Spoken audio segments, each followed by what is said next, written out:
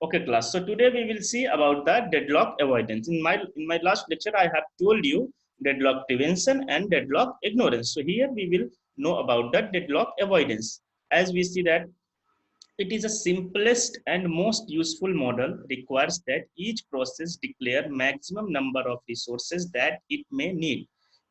It means here we will first we will declare the process. Okay, and process हम इस पे declare क्या करेंगे? Suppose we have a process P1.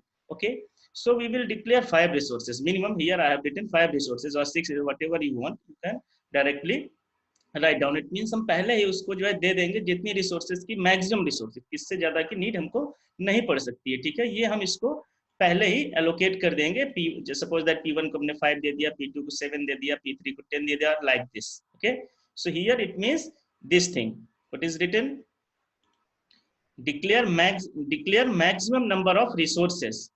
Here declare maximum number of resources. Okay, so now we will see deadlock avoidance algorithm dynamically examines the resource allocation can never be circular weight. It means here क्या है, हम पहले ही चूंकि हम इसको पहले ही क्या दे देंगे, मैक्सिमम नंबर ऑफ रिसोर्सेज। जब हम मैक्सिमम नंबर की रिसोर्सेज दे देंगे तो उसको वेट करना नहीं पड़ेगा। जैसा कि हमने पहले लेक्चर्स में मैंने बताया था आपको सर्कुलर वेट के बारे में, क्या है कि वो वेट करता रहता है दूसरे प्रोसेस का। ठीक है, तो वो यहाँ पर इसको करना नहीं पड़ेगा। ठीक है, तो ये हमको यहाँ पर वो जो है हो जाएगा। अब हम इसमें बेसिकली जो हमारे दो कॉन्सेप्ट आते हैं, क्या? नंबर 1, इसके दो फैक्ट्स है हमारे, either in a safe state और इन अ अनसेफ स्टेट। सेफ स्टेट का मतलब क्या है कि कोई डेडलॉक नहीं है, और अनसेफ का मतलब क्या है कि डेडलॉक की पॉसिबिलिटी है। Okay, so here we will check that our system is in a deadlock or not in a deadlock. Okay, like see what we will ensure here, we will ensure here ensure that a system will never enter in a unsafe state. Okay, it means इसका क्या मतलब हुआ कि हमारा कोई भी system unsafe यानी कि डेडलॉक कंडीशन ना आए, हम इसमें बेसिकली हम जो है इसको यहाँ पर देखेंगे।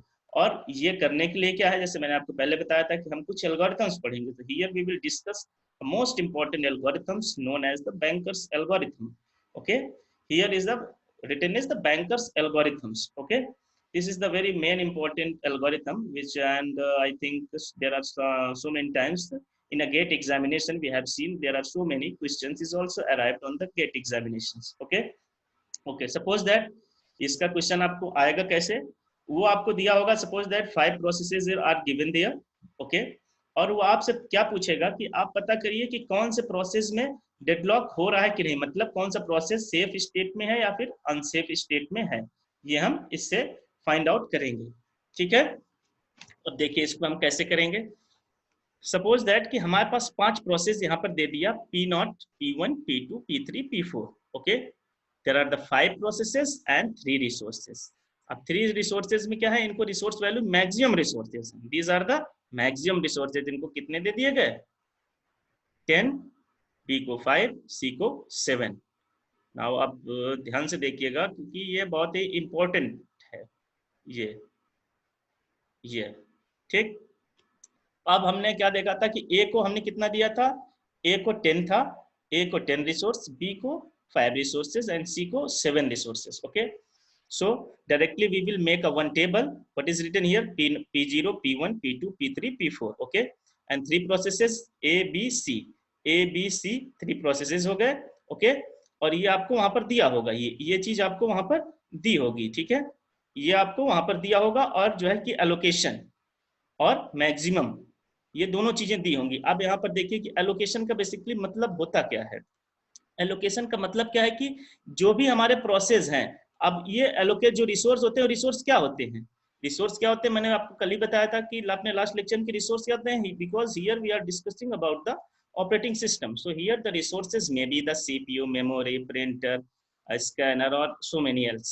सो हियर आई हैव टेकन कि हमको ए को चाहिए कितने, ए हमारा सीपीयू है, बी हमारी मेमोरी है और सी हमारा प्रिंटर है। तो ये वैल्यूज आपको वहां पे गिवन होंगी, कौन सी एलोकेशन की इतना एलोकेट कर दिया गया, और मैक्सिमम इनके पास ए के पास 7 है सीपीयू है, 5 मतलब क्या है, मेमोरी 5 मेमोरी यूनिट है, और 3 जो है क्या है, ये मैक्सिमम इतना है इनके पास। ठीक है, अब देखिएगा बहुत ध्यान से।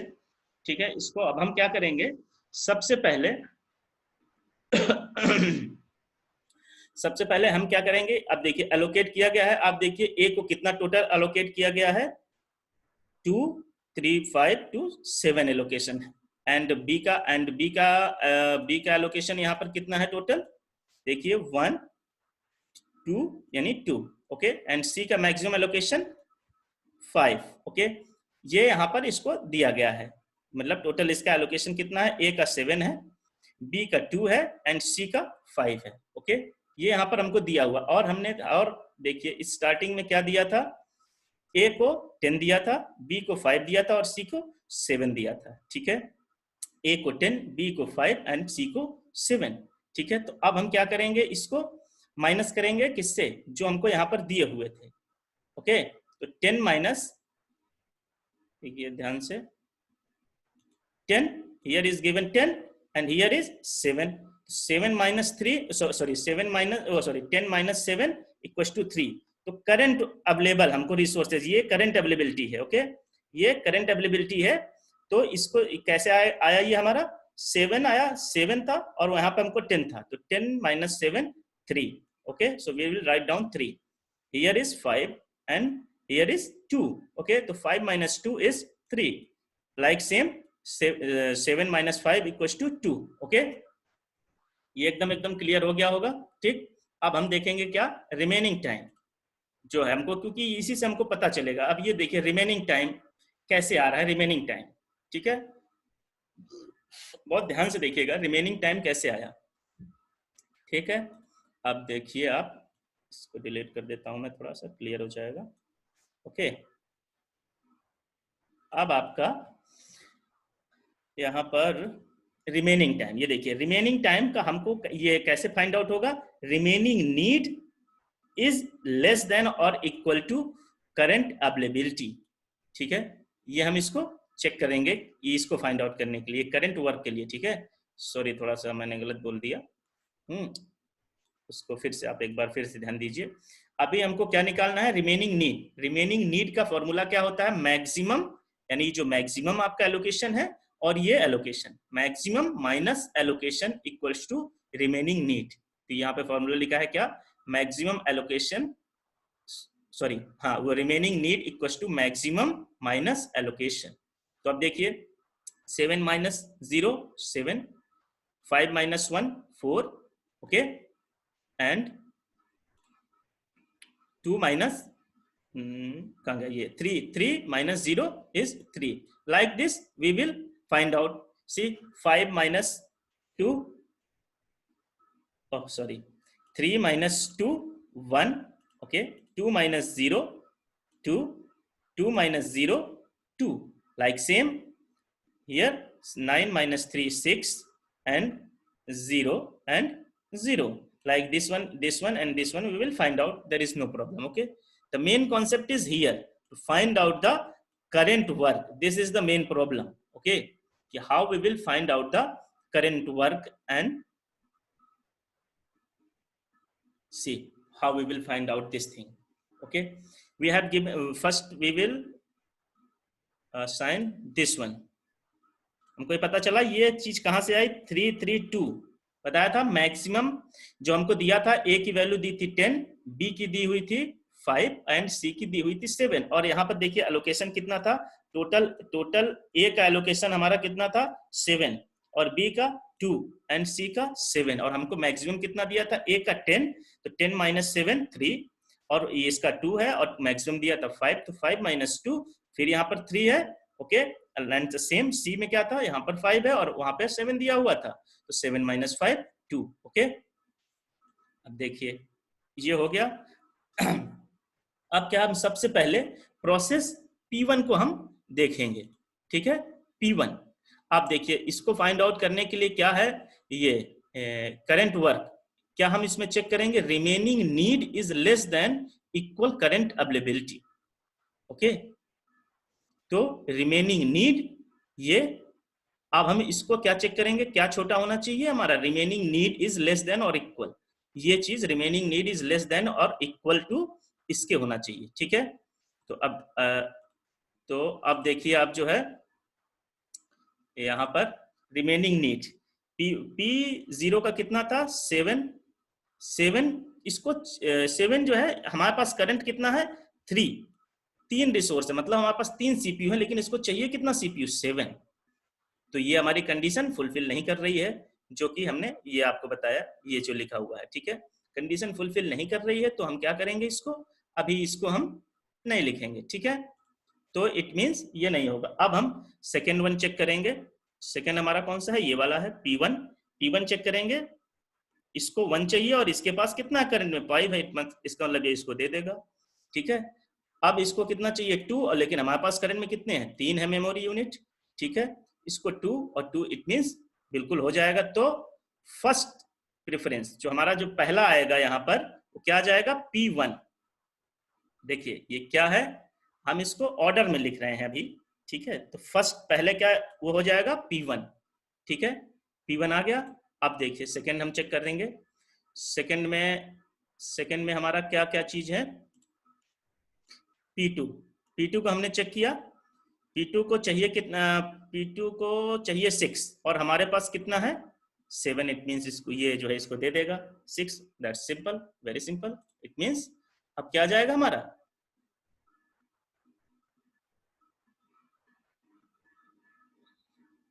सॉरी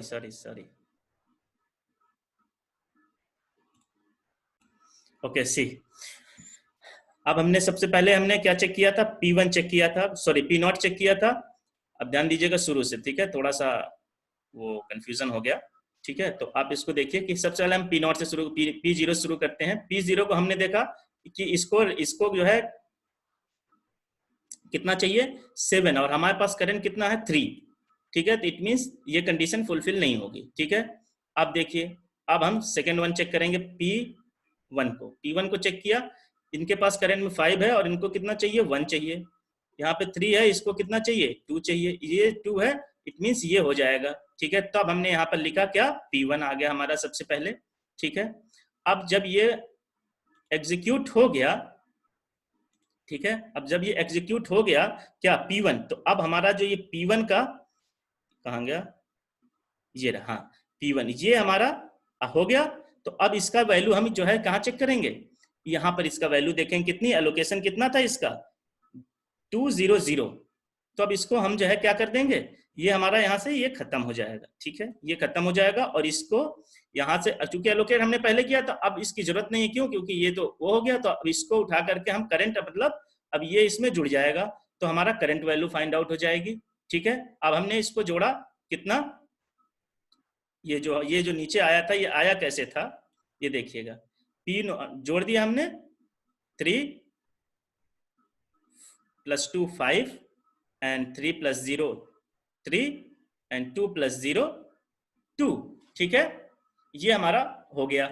अब देखिए अब आता है हमारा थर्ड वन P2 क्या है P2 6 है और यहाँ पे देखिए करंट में कितना है 5 है, इट मीन्स ये भी नहीं होगा ना, ध्यान दीजिएगा भाई।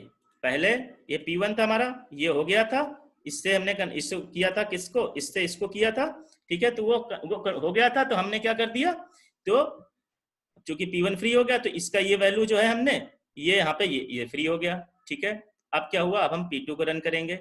अब P2 को हमने कंपेयर किससे करेंगे भाई, अब इसको भूल जाइए, अब ये आ गया नया, ठीक है। तब इसको इससे कंपेयर करेंगे तो देखा हमने P2 को बिल्कुल नहीं फुलफिल हो रही कंडीशन, तो अभी हम इसको छोड़ देंगे, ठीक है। अब इसको भी हमने छोड़ दिया था। अब हम आएंगे थर्ड वन, ठीक है। अब इसको देखेंगे, इसको करेंगे कितना, इसको क्या चाहिए 2 चाहिए और हमारे पास कितने 5 हैं, ठीक है, मिल जाएगा भाई 3 है 1 1 मिल जाएगा। इसका मतलब अब ये हो जाएगा जब, ठीक है। तो अब हमने सबसे पहले हमारा क्या आया था P1, सबसे पहले हमारा P1 आया था, फिर है अब उसके बाद क्या आ जाएगा P3 आ जाएगा, ठीक है। अब देखिए P3 आया, तो अब यहाँ पे हम दे गए, यहाँ पे P3 क्या लोकेशन था P3 को 211। तब चूंकि जब P यहाँ पे कंप्लीट हो गया, पहले हमारा ये कंप्लीट हो गया था, अब हमारा P3 जब कंप्लीट हो गया तो इसका जो लोकेशन था इसकी जरूरत नहीं है, तो ये हमारे करंट वैल्यू में जुड़ जाएगा, ठीक है, करंट वैल्यू में ये हमारे जुड़ जाएगा। तो ये यहाँ पर देखिए क्या हो जाएगा, तो यहाँ पे 2 1 1 इसमें जोड़ देंगे तो क्या आ जाएगा, करंट वैल्यू हमारी ये हो गई क्या 743। ठीक है, अब आए, अब हम नेक्स्ट 4 चेक करेंगे। 4 को हमने चेक किया, भाई हमको जो है 5 चाहिए, इनके पास 7 है, बिल्कुल ये बिल्कुल इजिली दे देगा। देखिए इनको 3 चाहिए, इनके पास 4, करंट में पास 4 है, बिल्कुल दे देगा। तो मतलब अब हमारा ये वाला एग्जीक्यूट हो जाएगा। तो अब क्या हो जाएगा, P4 हो जाएगा। ठीक है, अब जब P4 हो जाएगा तो अब इसका जो इसको पहले से इसके पास था, अब इसकी नीड नहीं हो इसको। ठीक है, तो अब ये क्या हो जाएगा, ये करंट था, अब इस करंट में ये जुड़ जाएगा। देखिए 7 + 0, 4 + 0 एंड 3 + 2। तो अब हमारे पास जो है करंट वैल्यू कितनी हो गई इसकी, करंट इसकी, अब हमारे पास जो करंट आया वो ये आ गया। ठीक है, अब देखिए कौन कौन सा बच गया था हमारे पास, this one P0 and P2 दो हमारे पास बच गए थे। ठीक है, अब हम इनको फिर से, ऐसा कोई जरूरी नहीं है कि हम जो है P0 को ही पहले चेक करें, हम P3 को भी कर सकते हैं, क्योंकि हम कई कॉम्बिनेशन बना सकते हैं इसके। ठीक है, तो अब देखिए हमने P0 को चेक किया, यहाँ पे P0 को 7, बिल्कुल 7 है हमारे पास भाई, 4 है हमारे पास, ले लीजिए। अब क्या है 3 चाहिए इसको, हमारे पास 5 है, it means this condition is true. 4 के बाद अब इसका सीक्वेंस क्या आ गया, P0। ठीक है, तो अब क्या है, अब P0 भी हमारा फ्री हो गया, क्या 0 1 0, ये जो एलोकेट किया था ये फ्री हो जाएगा, ये आकर के इसमें जुड़ जाएगा। अब इसमें जब इसमें जुड़ जाएगा, किसमें 7 में 0, इसमें 1, इसमें 0, अब जुड़ जाएगा। तो हमारे पास जो है अब करंट वैल्यू कितनी हो गई, ये हो गई। अब हमारा ये भी एग्जीक्यूट हो गया। ठीक है, अब हमारे पास क्या आया, थर्ड वन ये बचा था। अब इसको हम देखेंगे, भाई इसको 6 चाहिए, इसको 7 है इसके पास, बिल्कुल हो जाएगा, 0 0 5 5 बिल्कुल हो जाएगा। ठीक है, तो अब इसके बाद किसका नंबर आ गया भाई, इसके बाद नंबर आ गया P2 का। ठीक है, अब P2 का आ गया। अब इसको देखेंगे, यहाँ पे 302 था, इसमें हम 302 जोड़ देंगे।